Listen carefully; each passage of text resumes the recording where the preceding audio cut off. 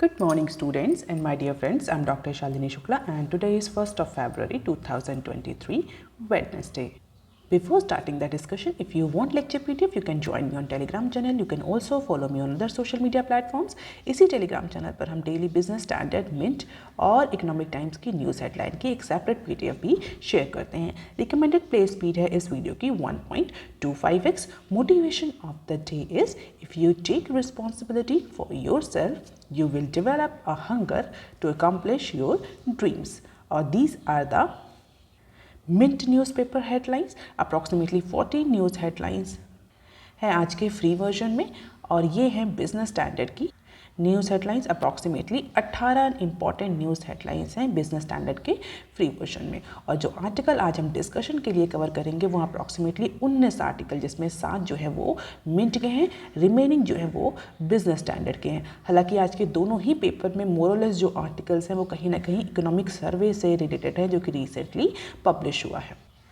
तो हम कुछ न्यूज़ को ग्रुप करके डिस्कस करेंगे. Definitely it is not possible to cover all the economic survey in single video, so we'll try to cover the important news articles related to economic survey of India. तो देख लेते हैं आज का पहला article जो कि बिजनेस स्टैंडर्ड जो कि मिंट के पेज नंबर 1 पर दिया हुआ है. हालांकि दोनों ही न्यूज़ आर्टिकल ने इकोनॉमिक सर्वे की ही न्यूज़ को आज फ्रंट पेज पे कवर किया है. एक इकोनॉमिक सर्वे, दूसरा अदानी ग्रुप का जो FPO आया था उससे रिलेटेड. तो देख लेते हैं आज की पहली news. Economic survey sees financial year 24 GDP growth slowing to 6.5%. अगर आपको याद हो तो कल के न्यूज़ एनालिसिस में हमने डिस्कस किया था कि IMF ने इंडिया के लिए 6.1% की GDP फोरकास्ट करी है फॉर फाइनेंशियल ईयर 24. तो इंडिया का जो इकोनॉमिक सर्वे आया जो कि ट्यूसडे को यानी कि कल रिलीज़ हुआ है, उसने इकोनॉमिक ग्रोथ का जो प्रोजेक्शन किया है for financial year 24 that is approximately 6.5%. तो economic survey of India, the Indian GDP will grow at a rate of 6.5% in upcoming financial year. और फाइनेंशियल ईयर 23 के लिए कितना ग्रोथ फोरकास्ट किया था इकोनॉमिक सर्वे ने? अप्रॉक्सीमेटली 7% का. तो 2023 के लिए 7% का फोरकास्ट था और 2024 के लिए 6.5% 6.5% का फोरकास्ट किया. क्यों ये रिडक्शन किया हुआ? तो डेफिनेटली जिस तरीके से ग्लोबल इकोनॉमिक सिचुएशन चल रही है, जिस तरह से global economic uncertainty creep up कर रही है, उसको देखते हुए इकोनॉमिक सर्वे ने ये एस्टिमेट किया है कि इसका इम्पैक्ट हमारे एक्सपोर्ट्स पर पड़ेगा, कि एक्सटर्नल डिमांड जो है वो डिक्रीज होगी because of the recessionary condition, जिसकी वजह से इंडिया का एक्सपोर्ट जो है वो इम्पैक्ट करेगा. और अगर हमें एक्सपोर्ट इम्पैक्ट करेगा तो डेफिनेटली हमारा मैन्युफैक्चरिंग और सर्विस सेक्टर दोनों ही अपना फुल पोटेंशियल अचीव नहीं कर पाएंगे and that is why it will impact the economic growth. हालांकि बहुत एग्जैक्ट फोरकास्ट नहीं किया है इकोनॉमिक सर्वे ने, एक रेंज दी है जो पार्लियामेंट में कल टेबल किया इकोनॉमिक सर्वे, उसके अकॉर्डिंग 6 to 6.8% तक का ग्रोथ रेट हो सकता है. जो बीच का पॉइंट है दैट इज 6.5%, उसका एग्जैक्ट प्रोजेक्शन किया है इकोनॉमिक सर्वे ने. इसके अलावा इकोनॉमिक सर्वे ने यह भी कहा है कि जिस तरीके से ग्रोथ स्लो हो रही है, ग्लोबल अनसर्टनिटीज़ देखने को मिल रही हैं, इस स्लो ग्रोथ रेट के बावजूद भी इंडिया जो है वो फास्टेस्ट ग्रोइंग मेजर इकोनॉमी होगी इन अपकमिंग फाइनेंशियल ईयर, जैसा कि IMF ने प्रोजेक्ट किया था. और उसका रीज़न डेफिनेटली जो सॉलिड और रेजिलियंट डोमेस्टिक डिमांड है उसकी वजह से कैपिटल इन्वेस्टमेंट और कैपिटल एक्सपेंडिचर जो है वो इंक्रीज़ करेगा और जो ओवरऑल एक्सटर्नल इकोनॉमिक और पॉलिटिकल रिस्क है उसको कुशन प्रोवाइड करेगा इंडियन इकोनॉमी को. तो सेम वही जो IMF ने कल प्रोजेक्शन किया था वही इकोनॉमिक सर्वे ने भी इंडिया की इकोनॉमी के बारे में प्रोजेक्ट किया है फॉर अपकमिंग फाइनेंशियल ईयर.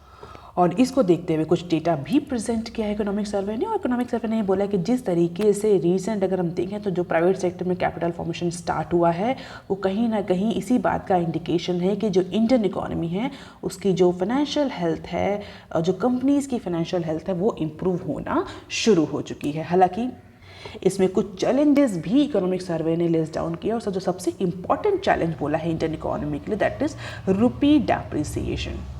तो इंडियन इकोनॉमिक सर्वे के अकॉर्डिंग जो US फेडरल रिजर्व फिलहाल के लिए अपना पॉलिसी रेट जो है वो इंक्रीज़ करेगा और आगे भी इंक्रीज़ करने के चांसेस हैं, जिसकी वजह से इंडियन रुपी में हमें फर्दर डेप्रिसिएशन देखने को मिलेगा.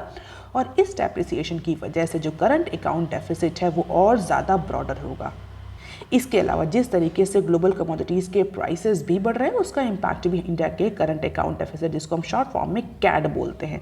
I hope that many of you might be knowing about the current account deficit. What is current account deficit? It is basically a deficit that occurs when total value of goods and services a country imports exceed the total value of goods and services that it exports. तो basically हमारा import ज़्यादा हो जाता है, जो हमारे goods and services हैं उसकी इम्पोर्ट हम ज़्यादा करते हैं, इम्पोर्ट की वैल्यू ज़्यादा होती है एक्सपोर्ट से, तो हमारा करंट अकाउंट डेफिसिट होता है.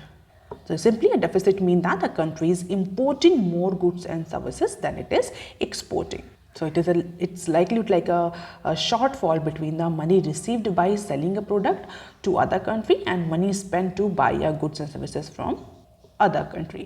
तो डेफिनेटली अगर इंडियन रुपी डेप्रिशिएट करेगा तो इसका इम्पैक्ट हमारे करंट अकाउंट डेफिसिट पर देखने को मिलेगा, ऐसा प्रोजेक्शन किया है इकोनॉमिक सर्वे ने. And this is the expansion path. तो फिलहाल के लिए 6.5% का प्रोजेक्शन है इकोनॉमिक सर्वे का. And this is the GDP growth since financial year 2019, 20, 22, 23 and 24. तो we can just have the glimpse of it कि लगातार तीसरे साल इकोनॉमिक सर्वे ऑफ इंडिया ने जो इंडिया की जीडीपी ग्रोथ है उसमें स्लैश डाउन, उसके प्रोजेक्शन में स्लैश डाउन किया है. And these are the preliminary estimates और the challenges that we have already discuss. इसी के साथ हम एक और न्यूज़ कवर कर लेते हैं, फिस्कल डेफिसिट, जिसके बारे में अभी हमने कई बार अपने न्यूज़ एनालिसिस में डिस्कस भी किया है. तो fiscal deficit close to 60% core output up. तो इंडिया के करंट फाइनेंशियल ईयर के लिए जो फिस्कल डेफिसिट है वो अप्रॉक्सीमेटली अपने 60% टारगेट अचीव कर चुका है in the month of December. तो जो बजट ईयर में फिस्कल डेफिसिट का टारगेट रखा गया था, कितना रखा गया था मुझे कमेंट सेक्शन में लिख करके बताइएगा. उसका 60% दिसंबर तक अचीव हो चुका है, बोलते हैं उसका 60% दिसंबर तक पहुँच चुका है. तो दिसंबर के मंथ में अप्रॉक्सीमेटली 60% फिस्कल डेफिसिट अप्रोच कर चुका है.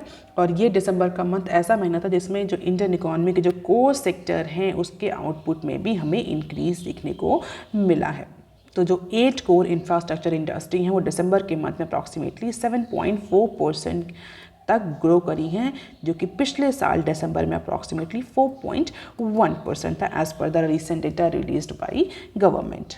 अब क्वेश्चन ये उठता है कि जो ये फिस्कल डेफिसिट 60% तक पहुंच चुका है, 100% का जो टारगेट सेट किया था बजट 23 के लिए, बजट 23 में उसका 60% अचीव हो चुका, क्या रीज़न है? तो as per the data capital expenditure और टैक्स कलेक्शन में इंक्रीज विजिबल हो रहा है. तो बेसिकली टैक्स कलेक्शन तो हो रहा है तो उस हिसाब से डेफिसिट कम होना चाहिए, लेकिन इसके साथ ही साथ गवर्नमेंट जो है वो कैपिटल एक्सपेंडिचर भी इंक्रीज़ कर रही है, जिसकी वजह से ये डेफिसिट हमें 60% तक अचीव होता हुआ दिख रहा है. हालांकि अभी एक क्वार्टर पूरा बचा, यानी एक क्वार्टर में 40% का मार्जिन है गवर्नमेंट के पास. तो प्रोबेबली हो सकता है कि इस बार गवर्नमेंट जो है वो अपना फिस्कल डेफिसिट का टारगेट अचीव कर ले.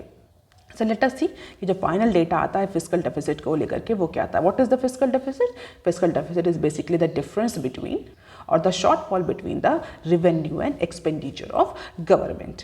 तो जब हमारा एक्सपेंडिचर, गवर्नमेंट का एक्सपेंडिचर ज़्यादा होता है रेवेन्यू से, तो वो डेफिसिट की सिचुएशन होती है, और जब रेवेन्यू ज़्यादा होता है एक्सपेंडिचर से तो वो सरप्लस की सिचुएशन होती है. तो फिलहाल मोरलेस इंडिया जनरल केसेस में डेफिसिट की ही सिचुएशन में होता है. हालांकि हम इस पर अभी आर्ग्यूमेंट नहीं करेंगे कि डेफिसिट इज़ गुड और surplus is good.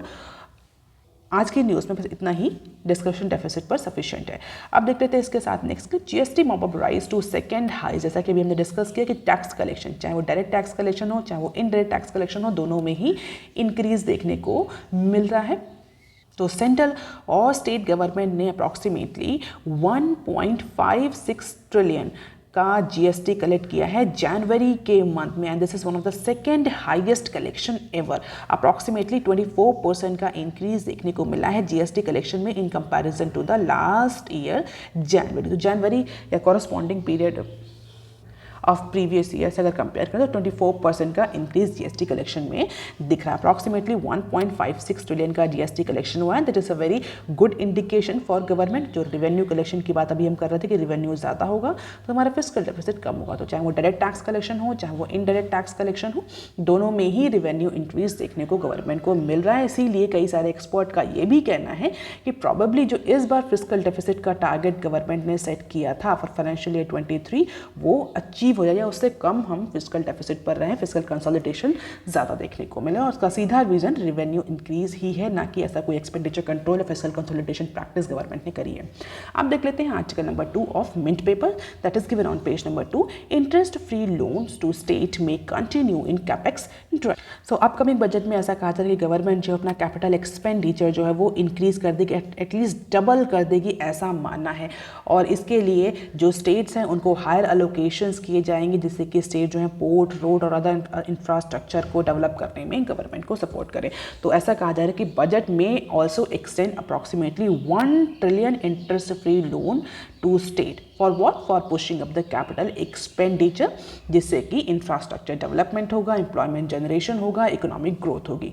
And that will also work as a catalyst for economic growth. जैसा कि हमने डिस्कस किया, कैपिटल एक्सपेंडिचर होंगे, एम्प्लॉयमेंट जनरेशन होगा, इंफ्रास्ट्रक्चर डेवलपमेंट होगा, एम्प्लॉयमेंट जनरेशन होगा, इनकम आएगी, पब्लिक के हाथ में इनकम आएगी तो उसकी डिमांड होगी, गुड्स एंड सर्विसेज की डिमांड होगी तो प्रोडक्शन होगा तो फिर एम्प्लॉयमेंट जनरेशन होगा, and this virtuous cycle will go on. So this infrastructure development capital expenditure will work as a economic catalyst for economic growth as per the recent government approach. और यही बात economic survey 23 ने parliament में भी बोली है कि there is a need for capex led growth strategy, क्योंकि अगर इंडिया को एक्सटर्नल रिसेशन की कंडीशन से इंसुलेट करना है तो गवर्नमेंट को कैपिटल एक्सपेंडिचर करके जो डोमेस्टिक डिमांड है उसको मेंटेन करके रखना पड़ेगा।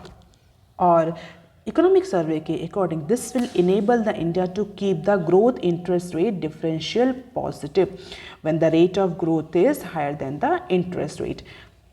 So this situation is called as growth interest rate differential positive. और अगर इंटरेस्ट रेट ज़्यादा ग्रो करता है जीडीपी के कंपैरिजन में तो that is called as growth interest rate differential negative.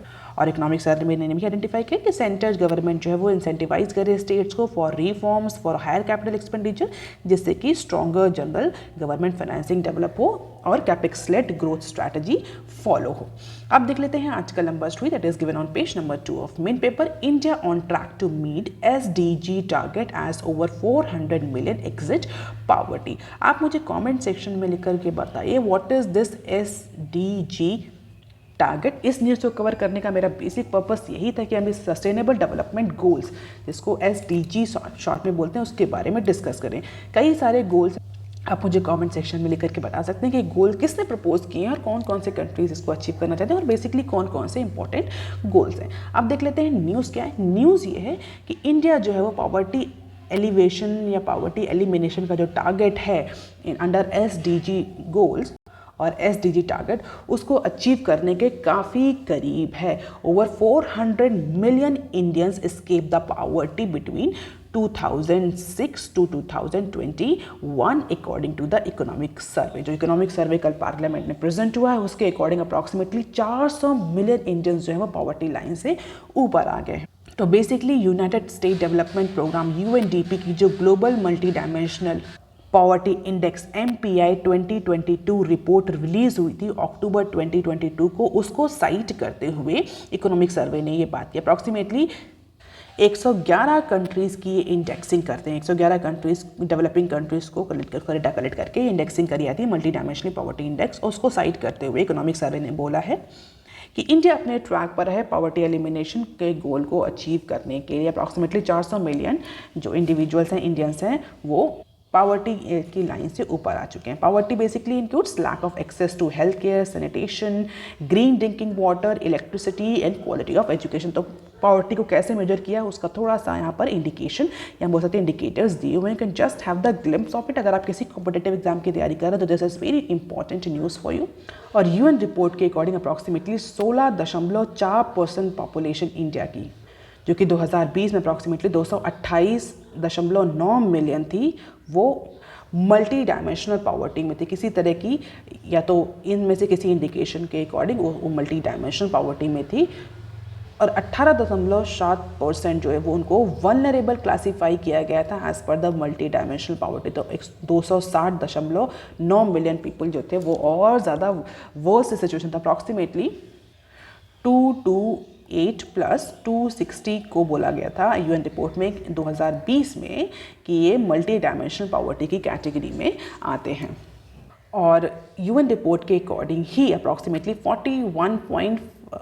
5 crore people have exited the poverty between 2005 to 6 and 2019 to 21, and that demonstrates that India is able to achieve the SDG or will be able to achieve the SDG target soon in case of poverty elimination, ऐसा economic survey में कहा गया है। अब देख लेते हैं some short news clips. HNI institutional investors help Adani FPO sale through. तो हिंडनबर्ग की रिपोर्ट के बाद जो अडानी ग्रुप के जिस तरीके से शेयर गिर रहे थे उसको देखते हुए कहा जा रहा था कि जो अडानी का FPO है प्रोबेबली वो एक अच्छी परफॉर्मेंस रजिस्टर नहीं कर पाएगा, but in a huge relief to billionaire mister Gautam Adani, institutional investors and family offices of high net worth individuals salvaged the 20,000 crore FPO offering of Adani Group। तो basically high net worth individual और institutional जो investors हैं जिनको family enterprises, family group, family offices भी बोलते हैं, उन्होंने अडानी के जो FPO आया था उसमें अप्रॉक्सीमेटली 20K करोड़ का इन्वेस्टमेंट किया है, and that ensured the issue was subscribed approximately 1.12 times, that is up from 0.03 times in previous। तो फाइनली जो अदानी का FPO वो सक्सेसफुल रहा और उसका रीज़न हाई नेटवर्थ इंडिविजुअल और institutional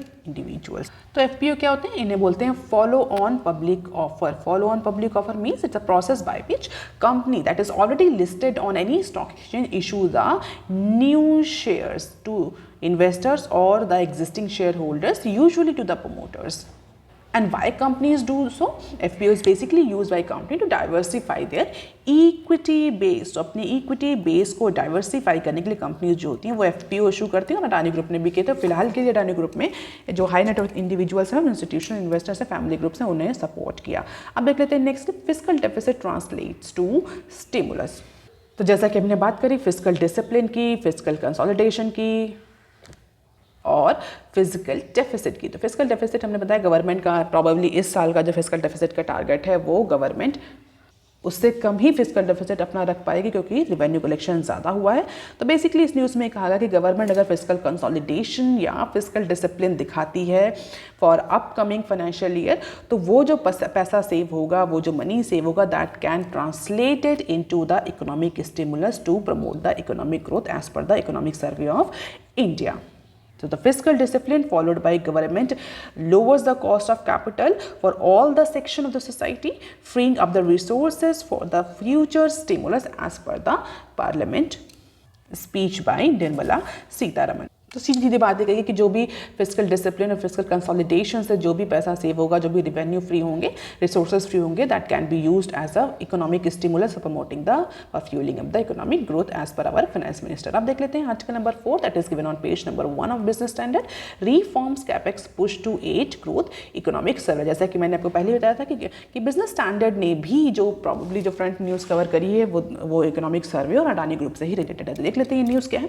economic survey of India for 23 that has been tabled into Parliament on Tuesday opined or says that the economic recovery after COVID-19 is now complete। तो economic survey के according pandemic में जो India को नुकसान हुआ था, pandemic के बाद जो इंडिया ने इकोनॉमिक रिकवरी स्टार्ट करी थी वो कंप्लीट हो चुकी है। इकोनॉमी में इन्वेस्टर्स का कॉन्फिडेंस जो है वो अब इंक्रीज हो रहा है।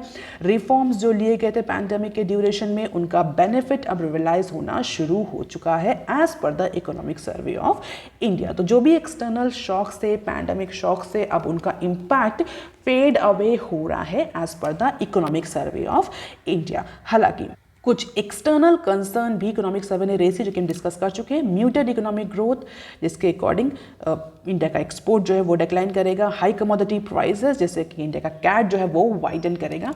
ये कुछ जो कंसर्न है वो इकोनॉमिक सर्वे में लिस्ट डाउन किए गए हैं। हालांकि जो ओवरऑल जो इस न्यूज़ का जिस्ट है वो यही है कि जो इकोनॉमिक रिकवरी हो रही थी पैंडेमिक के बाद अब वो कंप्लीट हो चुकी है और पॉलिसी मेकर्स जो हैं वो अब अपने कई सारे इनिशिएटिव ले सकते हैं in order to make India a favourable destination for multinational corporation. तो इन्वेस्टमेंट इंप्रूव करने के लिए भी इकोनॉमिक सर्वे ने बोला, पॉलिसी मेकर को इसके लिए इन्वाइट भी किया that they should take more steps, more measures to improve the investment inflow in India. जिसकी वजह से जो इंडिया की जो इकोनॉमिक ग्रोथ है वो अप्रॉक्सीमेटली 7 से 8% तक हो सकती है इन मीडियम टर्म।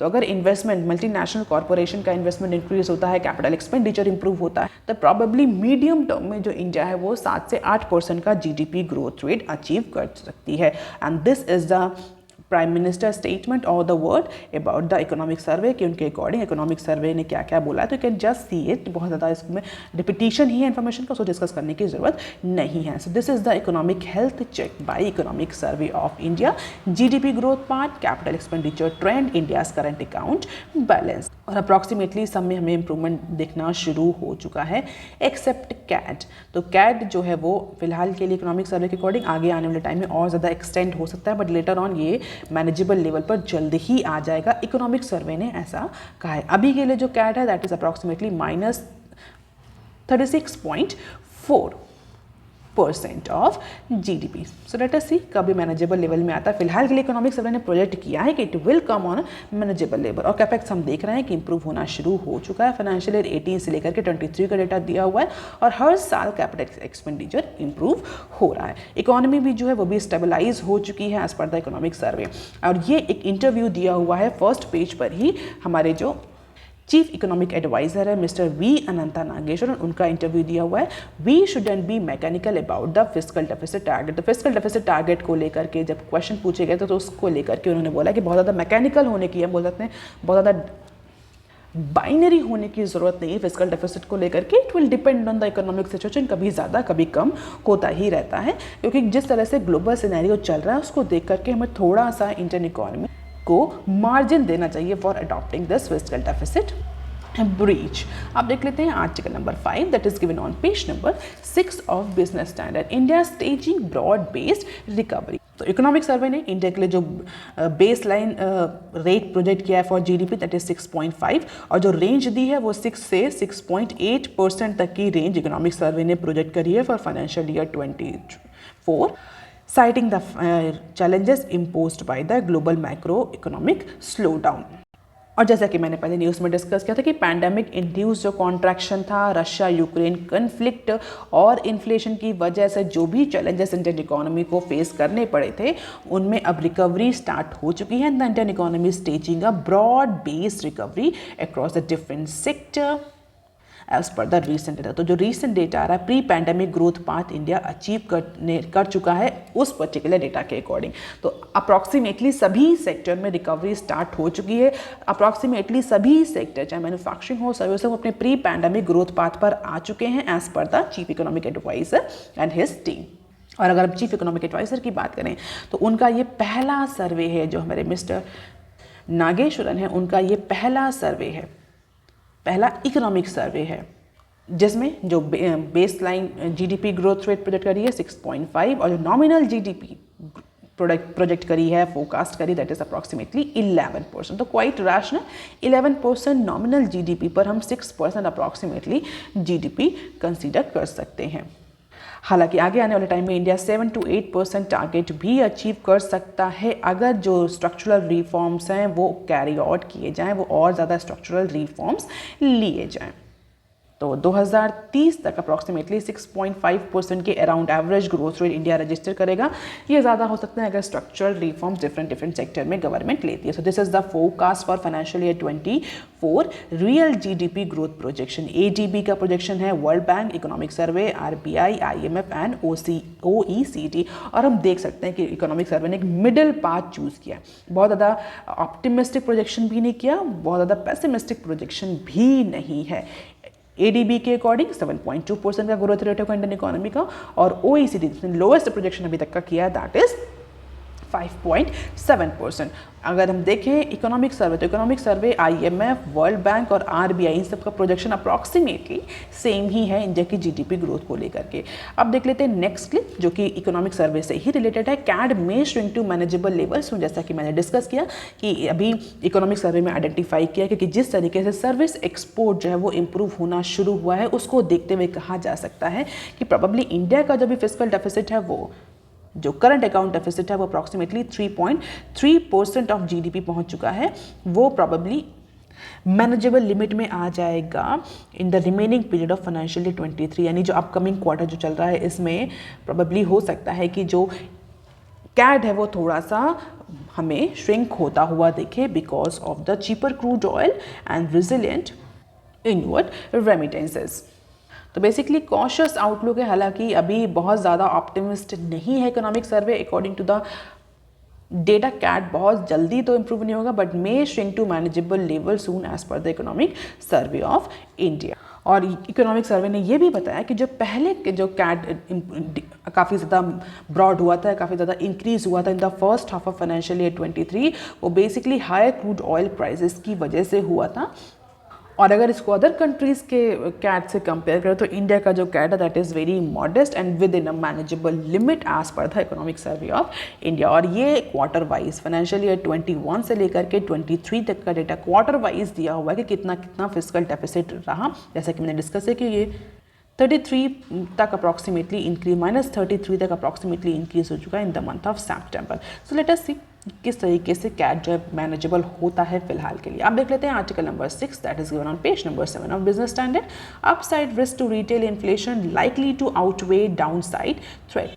ये न्यूज़ भी इकोनॉमिक सर्वे के ही चैप्टर से है। इसके according upside risk to inflation in India में outweigh the downside threat even if inflation challenge in financial year 24 will be less stiff than the previous है। तब इसको थोड़ा सा ब्रेक करके इस न्यूज़ को हम डिस्कस करते हैं, इस आस्पेक्ट को कवर करते हैं। तो बेसिकली इकोनॉमिक सर्वे के अकॉर्डिंग फाइनेंशियल ईयर 24 में जो इन्फ्लेशन है वो फाइनेंशियल ईयर 23 के कंपैरिजन में थोड़ा सा ईज आउट रहेगी। इतना ज़्यादा स्टिफनेस या इतना ज़्यादा इंक्रीज हमें इन्फ्लेशन में देखने को नहीं मिलेगा इन फाइनेंशियल ईयर 24। और जैसा कि आरबीआई ने भी प्रोजेक्ट किया था कि फाइनेंशियल ईयर 24 आते जो इन्फ्लेशन है इंडिया में वो थोड़ा सा कूल डाउन होगी, थोड़ा सा ईज आउट होगी। और रिजर्व बैंक ऑफ इंडिया ने अप्रॉक्सीमेटली 6.7% की इन्फ्लेशन जो है वो प्रोजेक्ट करी है for the current fiscal year and 5 to 5.4% for the first and the second quarter of financial year 24।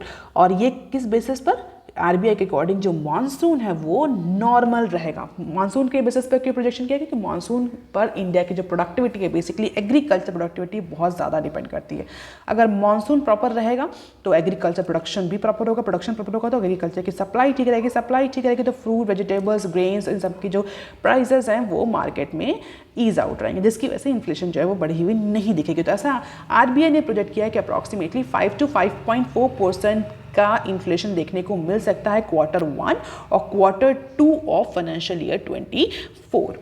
अब हम बात करें अपसाइड रिस्क और डाउनसाइड थ्रेट्स की, तो बेसिकली जब रिस्क एनालिसिस होते हैं तो उसमें अपसाइड रिस्क और डाउनसाइड थ्रेट्स को आइडेंटिफाई करते हैं। So basically traditional performance measures do not distinguish between these upside risk और downside threats. Basically, downside threats or downside risk is based on the return that are below on target rate, below zero, below average or below any benchmark, and vice versa for upside risk. So basically, upside means advantages और downside means disadvantages. तो अगर हम बोले investment में तो upside risk means होता है uncertain possibility of gain and downside risk means uncertain possibility of loss.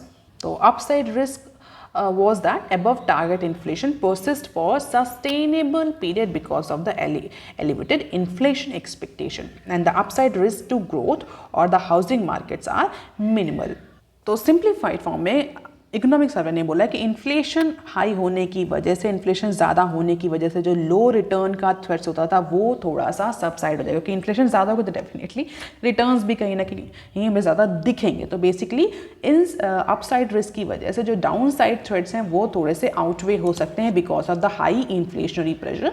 और अभी फिलहाल के लिए इन्फ्लेशन बहुत ज़्यादा कंट्रोल लिमिट में तो नहीं आएगी, बट हाँ पिछले साल के कंपैरिजन यानी जो फाइनेंशियल ईयर 23 है उसके कंपैरिजन में हमें थोड़ा सा ईज आउट देखने को मिलेगा।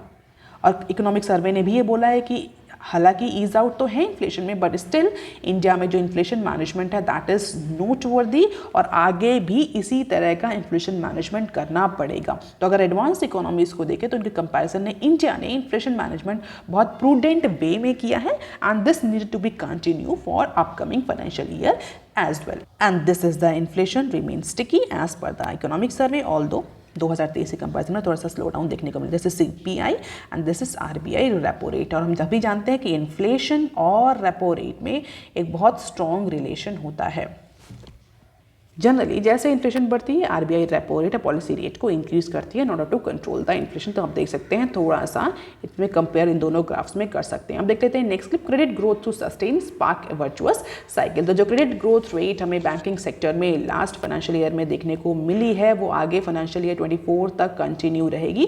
क्रेडिट की डिमांड बनी रहेगी इंडियन इकोनॉमी में, जिसकी वजह से इन्वेस्टमेंट कैपिटल एक्सपेंडिचर देखने को मिलेगा by private sector as well as by government, जिसका इंपैक्ट हमें employment generation, income generation, infrastructure development पे देखने को मिलेगा। This will increase the economic growth and this virtuous cycle will go on.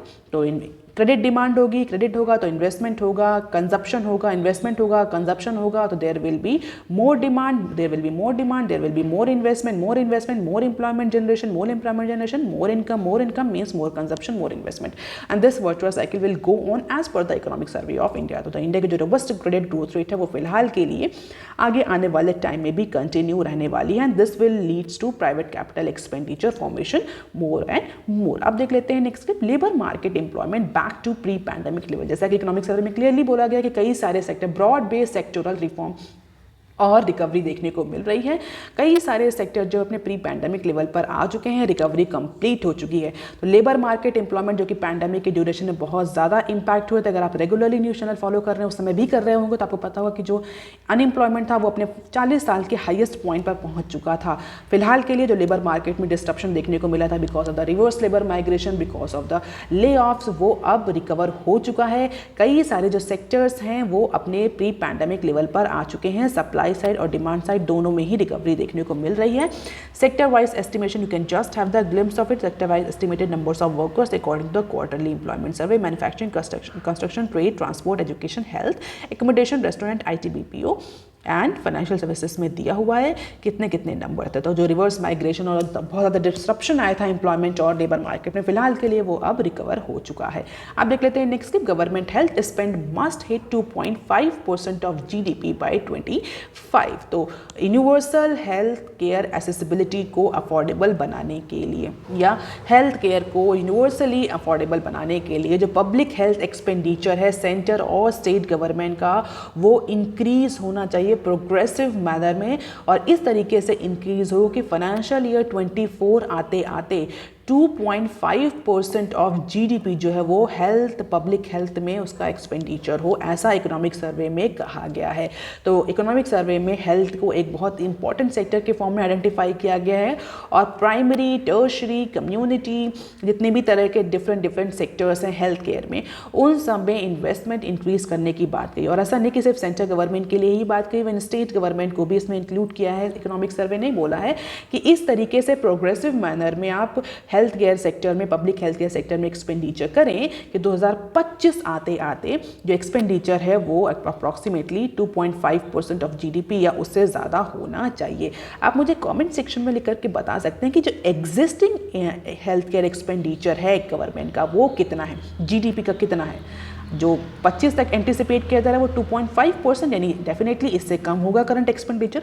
तो पब्लिक एक्सपेंडिचर अभी फिलहाल के लिए कितना है, अगर आप ये न्यूज़ पढ़ेंगे तो आपको आंसर मिल जाएगा। आप देख लेते हैं some short news clips, Indian startups exploring reverse flipping economic survey. तो इकोनॉमिक सर्वे में इंडियन स्टार्टअप्स को भी इंक्लूड किया गया, उनके जो अकाउंटिंग इश्यूज थे उनको भी इंक्लूड किया गया है। And as per the economic survey, Indian startups are basically exploring the reverse flipping or shifting their domicile back to India. What is this reverse flipping? It is simply shifting their domicile back to India where easy access of capital is available. तो private equity और venture capital जो है वो easily available है, less interest rate पे available है, जिसकी वजह से जो इंडियन स्टार्टअप जिन्होंने पहले फॉरेन इक्विटी को ऑप्ट किया था, फॉरेन वेंचर कैपिटल को ऑप्ट किया था, now they are going for the reverse flipping. They want to establish back their investment source back to India. तो जिस तरीके से growth maturity Indian capital market में देखने को मिल रही है, जिस तरीके से राउंड ट्रिपिंग को लेकर के रूल्स आए हैं, उसका इम्पैक्ट विजिबल है। Indian startups now exploring the reverse flipping, कि कैसे वो अपना इन्वेस्टमेंट सोर्स जो है, इन्वेस्टमेंट जो ब्रॉड बेस है, वो इंडिया में दोबारा से स्टैब्लिश करें। And this is the total job offered by self reported DPIIT recognise startups. तो ये एम्प्लॉयमेंट जनरेशन कैपेसिटी है as per the economic survey of India. DPIIT ने जिन स्टार्टअप्स को रिकॉग्नाइज किया उनमें कितना कितना एम्प्लॉयमेंट जनरेशन हो रहा है ईयर बाई ईयर। तो 2017 से लेकर के 2022 तक का डेटा दिया हुआ। डेफिनेटली हम देख सकते हैं कि ईयर बाई ईयर जो एम्प्लॉयमेंट जनरेशन है स्टार्टअप्स का वो इंक्रीज हो रहा है। अब देख लेते हैं next clip from seeker India now solution giver president, describing the government as a decisive where no policy paralysis can be observe now this particular government is decision maker government, ऐसा कहना है हमारे प्रेसिडेंट ने। तो basically budget से पहले की जो स्पीच है उसमें हमारे प्रेसिडेंट ने करंट गवर्नमेंट को अप्रेज किया है, उनके अचीवमेंट को अप्रेज किया है, और जिस तरीके से बोला है कि there is no policy paralysis, जिसकी वजह से कोई भी स्लो डिसीजन मेकिंग नहीं होती। Government is very responsive instead of seeking the solution from outsider, now government is providing the solution within. अब देख लेते हैं next clip, jitters before budget pull rupee down 43 पैसे। तो रुपी जो है वो 43 पैसे वीकेंड हुआ ट्यूसडे को अगेंस्ट यूएस डॉलर। क्यों? Definitely investors turn risk averse and sought for safety to US currency ahead of 2 crucial event. कौन सा 2 क्रूशियल इवेंट होने थे? यूनियन बजट प्रेजेंट होना है and the federal reserve monetary policy statement आता। तो उसके पहले तो कोई स्टेटमेंट आता, डेफिनेटली इन्वेस्टर ने सोचा कि कोई सेफ जोन, कोई रिस्क आए उससे पहले ही सेफ जोन में अपने इन्वेस्टमेंट को लगा दिया जाए, जिसकी वजह से सेल ऑफ देखने को मिला। और सेल ऑफ देखने की वजह से इंडिया में जो इंडियन करेंसी है उसमें 43 पैसे का डेप्रिसिएशन। सेल ऑफ हुआ मतलब इंडियन रुपी की जो सप्लाई थी वो इंक्रीज हुई, डॉलर की जो डिमांड थी वो इंक्रीज हुई। डॉलर की डिमांड है, बोल सकते डॉलर की सप्लाई डिक्रीज हुई, INR की सप्लाई इंक्रीज हुई, जिसकी वजह से डेप्रिसिएशन 43 पैसे का देखने को मिला ऑन ट्यूसडे। अब देख लेते हैं next clip, Indian factories getting bigger for better. So India is witnessing a shift towards a larger factory employing more people from smaller units which are considered less competitive. तो as per the recent survey, जो companies हैं India के, जो startups हैं वो अब बड़े हो रहे हैं। They are providing more employment instead of being the SME small scale and medium enterprises. Now companies are going for medium and long term structure, long structure और big structure। सीधी बात कि जो छोटी छोटी कंपनीज थी अब वो बड़ी बड़ी कंपनीज में बदल रही हैं, ज़्यादा से ज़्यादा लोगों को एम्प्लॉय कर रही हैं।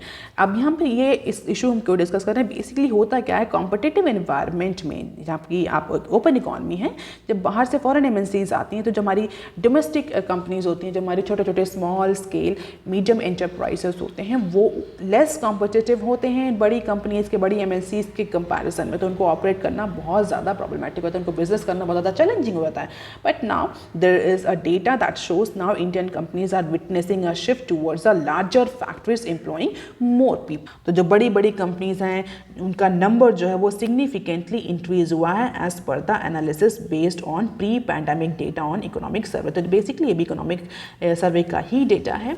तो प्री पैंडेमिक लेवल में जो बड़ी जो छोटी मैक्सिमम जो कंपनीज थी वो स्मॉल थी और 50 से कम एम्प्लॉय को उनका एम्प्लॉयमेंट था। But now companies are hiring more and more individuals, definitely they are getting bigger and bigger as per the economic survey of India. There is a visible trend towards a bigger factory employing more than 100 workers and their number rising 12.7% from financial year 2017 to 2020। तो approximately 13% का increase हमें देखने को मिला है bigger companies के formation में। So that is all for today students. If you want lecture PDF, you can join me on Telegram channel. Please like, share and subscribe. Thank you. Have a nice